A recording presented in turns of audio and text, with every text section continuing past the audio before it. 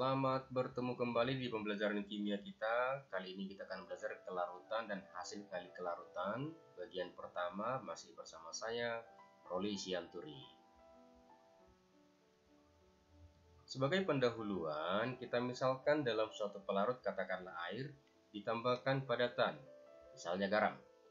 Maka awalnya garam tersebut akan larut sempurna. Larut sempurna masih larut, itu istilahnya disebut belum jenuh. Namun bila garam tersebut ditambahkan terus-menerus, maka akan ada titik di mana garam tersebut nanti dia tidak melarut lagi. Jadi kalau tidak melarut lagi, itu namanya lewat jenuh. Bagian pertama, kelarutan. Kelarutan dari bahasa Inggris solubility, jadi dilambangkan dengan S. Kelarutan itu didefinisikan sebagai jumlah maksimum zat yang dapat larut dalam suatu pelarut atau larutan. Nah, semakin besar nilai S atau kelarutan, maka semakin mudah larut. Mudah larut berarti sukar mengendap. Kelarutan disebut juga molaritas, tapi untuk larutan yang jenuh. Satuan kelarutan adalah mol per liter, jadi sama dengan satuan molaritas. Jadi kalau kita menggunakan rumus bahwa kelarutan atau S itu adalah mol zat terlarut per volume larutan. Jadi S itu kelarutan, N-nya mol yang terlarut, V adalah volume larutan dalam liter. Atau boleh juga S sama dengan gram per ml kali 1000 per volume larutan dalam satuan mililiter. Contoh soal. Dalam 500 ml larutan jenuh kalsium fluorida CaF2 terdapat 7,8 mg CaF2. Tentukanlah kelarutan. Berarti yang ditanya adalah S-nya. Nah, dari sini kita tentukan dulu molnya. Molnya pakai rumus gram per ml. Gramnya dikasih tahu di soal 7,8 mg. Kita buat ke gram 7,8 dikali 10 pangkat minus 3 per 78.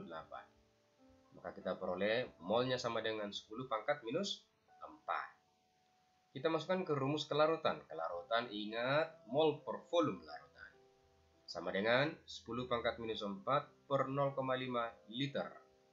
Maka kita peroleh kelarutannya 2 kali 10 pangkat minus 4 mol per liter. Bagian kedua, tetapan hasil kali kelarutan. Sering dilambangkan dengan KSP.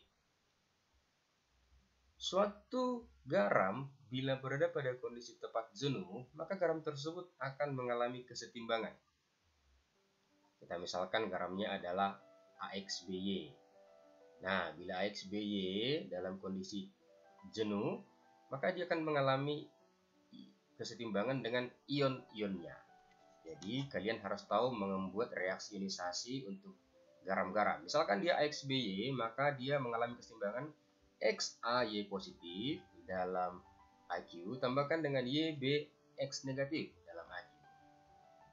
Nah, kita harus ingat bahwa dalam pelajaran kesetimbangan atau KC, yang masuk dalam rumus kesetimbangan hanya fase AQ, larutan, dan gas. Jadi, dari reaksi ionisasi yang di atas ini, maka kita ambil KC-nya sama dengan AY positif pangkatkan koefisiennya X dikalikan dengan B X minus pangkatkan dengan koefisiennya. Ini untuk KC. Nah, untuk garam-garam yang sukar larut, maka nanti tetapan kesetimbangan disebut namanya tetapan hasil kali kelarutan. Dalam bahasa Inggris disebut dengan konstanta solubility product, maka dilambangkan dengan KSP. Jadi dengan singkat, bolehlah kita buat persamaan. KSP adalah ion-ion dipangkatkan dengan koefisiennya. Ion-ion itu harus dalam konsentrasi. Nah, kita misalkan dalam reaksi kesetimbangan AgCl, maka ketika mengion menjadi Ag positif ditambahkan dengan Cl minus. Maka dari sini KSP berarti konsentrasi ion-ionnya Ag positif, pangkat koefisiennya 1 tidak usah ditulis. Kemudian konsentrasi Cl minus juga pangkat koefisiennya pangkat 1. Contoh kedua, MgOH2 kali mengalami kesetimbangan menjadi Mg2 positif tambah 2H-. Nah, dalam hal ini sama dengan sebelumnya, KSP berarti konsentrasi Mg2 positif dari yang kationnya dikalikan dengan konsentrasi OH- pangkat koefisiennya, pangkat 2. Misalkan dalam magnesium fosfat mengalami ionisasi, maka di sini koefisiennya 3 dan koefisien fosfatnya ada 2. Maka KSP-nya adalah konsentrasi Mg2 positif pangkat koefisiennya pangkat 3 dikalikan dengan konsentrasi anionnya fosfat pangkatkan dengan koefisiennya pangkat 2. Nah, bagaimana hubungan kelarutan atau S dengan hasil kali kelarutan KSP? Nah, misalkan dalam senyawa AXBY kelarutannya kita simpulkan dengan S. Jadi, AXBY ketika mengalami ionisasi menjadi XAY positif tambah YBX negatif. Kalau misalkan kelarutan si AXBY kita buat dia adalah bernilai S, maka sesuai koefisien AY positifnya adalah X kali S. Mengapa? Karena di sini koefisiennya ada 1:X. Oke. Jadi kalau di sini dia A-nya sebanyak X, maka kelarutannya adalah XS. Sama halnya untuk konsentrasi Bx minus sesuai koefisien, maka kita peroleh di sini adalah YS. Nah, KSP kan itu adalah konsentrasi ion-ionnya, berarti AY positif pangkat koefisien, kemudian dikalikan dengan Bx negatif pangkat koefisien Y. Dari sini kalau kita masukkan nilai dari konsentrasi AY positif yang di bawahnya ini XS, berarti XS pangkatkan koefisiennya X. Konsentrasi B-nya adalah YS, dari mana? Dari yang di bawah ini dipangkatkan dengan koefisiennya. Maka dari sini dapat X pangkat X, S pangkat X dikalikan dengan Y pangkat Y, S pangkat Y. Kalau kita gabungkan dia, maka X pangkat X, Y pangkat Y, S pangkat X tambah Y. Inilah hubungan KSP dengan kelarutan. Nah, untuk yang elektrolit N sama dengan 2 atau sering disebut dengan istilah biner.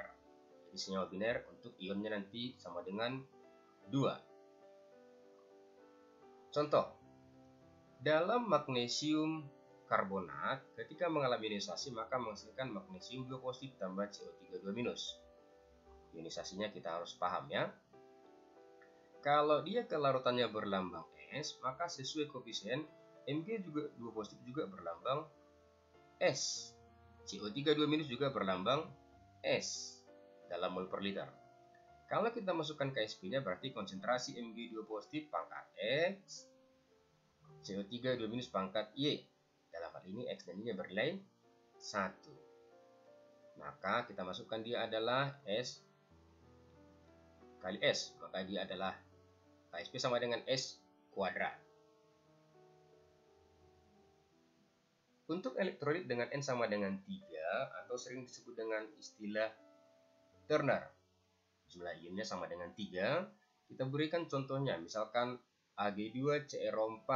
Nah, ini ionnya ada 3, mengapa? Karena koefisien kation di sini 2, koefisien anionnya bernilai 1. Maka kalau di kelarutannya berlambang S, sesuai koefisien konsentrasi Ag positif akan bernilai 2S dan konsentrasi CrO4 2- akan bernilai S. Kalau kita masukkan ke rumus KSP, konsentrasi kation pangkat koefisien pangkat 2, konsentrasi anion pangkat koefisien pangkat 1. Nah, kita masukkan nilainya. Konsentrasi Ag2 positif, Ag positif itu adalah 2S. Dipangkatkan koefisiennya pangkat 2 berarti.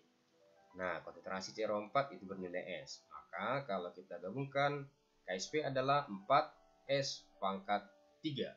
Inilah rumus untuk dia elektrolit Turner. Untuk elektrolit N sama dengan 4, sering disebut dengan quaterner dengan jumlah ion sama dengan 4. Kita misalkan senyawanya adalah aluminium hidroksida. Kalau mengalami ionisasi menjadi Al3 positif tambah 3 OH-. Kalau dia konsentrasinya bernilai S, kelarutannya S, maka sesuai koefisien Al-nya juga S, kemudian OH-nya adalah 3S. Kita masukkan ke rumus KSP.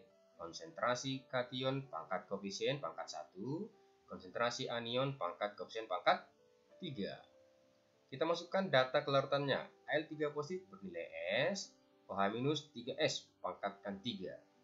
Maka dapatlah hubungannya Ksp adalah 27 S pangkat 4. Ini rumus untuk dia elektrolit yang quaterner. Nah, untuk elektrolit dengan N sama dengan 5 atau jumlah ion sama dengan 5. Kita misalkan senyawanya adalah magnesium fosfat. Jadi kalau mengalami ionisasi menghasilkan ion magnesium dan ion fosfat, reaksi ionisasinya jangan salah ya. Konsentrasi magnesium fosfatnya bernilai S, kelarutannya S, maka sesuai koefisien Mg2 positif juga 3S. Ini 3S dan fosfatnya adalah 2S. Kita masukkan ke rumus Ksp. Ksp adalah Mg2 positif pangkat 3, fosfatnya pangkat 2. Maka kalau kita masukkan nilainya 3S pangkat 3, 2S pangkat 2. Maka dapat rumus untuk elektrolit N sama dengan 5 bahwa Ksp adalah 108 S pangkat 5. Contoh soal. Jika konsentrasi Ca2 positif dalam larutan jenuh kalsium fluorida sebesar 2 kali 10 pangkat minus 4. Nah, ditanya berapakah hasil kali kelarutan? Berarti yang ditanya adalah Ksp. Nah, kita harus tahu yang diketahui di soal adalah konsentrasi atau kelarutan dari ion kalsiumnya. Nah, jadi kita harus tahu membuat semua reaksi ionisasi untuk garam-garam. Kalsium fluorida ketika mengalami ionisasi atau kesetimbangan jenuh akan diperoleh Ca2 positif tambah 2F minus. Nah, yang diketahui di soal adalah bukan CaF2 tapi Ca. Nah, jadi diketahui Ca 2 kali 10 pangkat minus 4 mol per liter. Sesuai koefisien akan dapat dia F. Maka karena koefisiennya 1:2, maka konsentrasi atau F bernilai 4 kali 10 pangkat minus 4. Nah, ingatlah rumusnya bahwa Ksp adalah konsentrasi kation pangkat koefisien, konsentrasi anion pangkat koefisien. Kita masukkan nilainya. Ca2 positif bernilai 2 kali 10 pangkat minus 4, F minus bernilai 4 kali 10 pangkat minus 4. Namun, wajib dikuadratkan, karena koefisiennya 2. Maka dapatlah Ksp-nya 3 kali 10, 3,2, 10 pangkat minus 11. Nah, kalau kita menggunakan rumus dengan jumlah N, maka kita menggunakan CaF2, ingatlah itu tergolong Turner atau jumlah ion sama dengan 3. Kalau dia Turner, ingatlah bahwa Ksp sama dengan 4S pangkat 3. Nah, jadi kita harus tahu dulu S-nya berapa. S itu adalah untuk si CaF2, itu yang harus kita ingat. Jadi kita cari dulu sesuai koefisien, bahwa CaF2 karena koefisien sama-sama 1, berarti juga nilainya adalah 2 kali 10 pangkat minus 4. Jadi, yang kelarutan itu di sini adalah untuk si CaF2. Oke, jadi kita masukkan S-nya 2 kali 10 pangkat minus 4. Kita masukkan nilainya, berarti 4 kali S pangkat 3, 4 kali 2 kali 10 pangkat minus 4 pangkatkan dengan 3. Dapatlah 3,2 kali 10 pangkat minus 11. Jawabannya adalah B ya. Oke, demikian pembelajaran singkat kita kali ini. Di sini saya berikan soal latihan. Silakan kalian coba bahas dan berikan jawaban kalian di kolom komentar supaya kalian bisa lebih memahami tentang sifat atau kelarutan dan hasil kali kelarutan bagian yang pertama ini. Semoga video ini bermanfaat. Jangan lupa di like, subscribe, di komen. Kemudian sampai jumpa di video kita yang selanjutnya bersama saya Roli Sianturi. Sampai jumpa.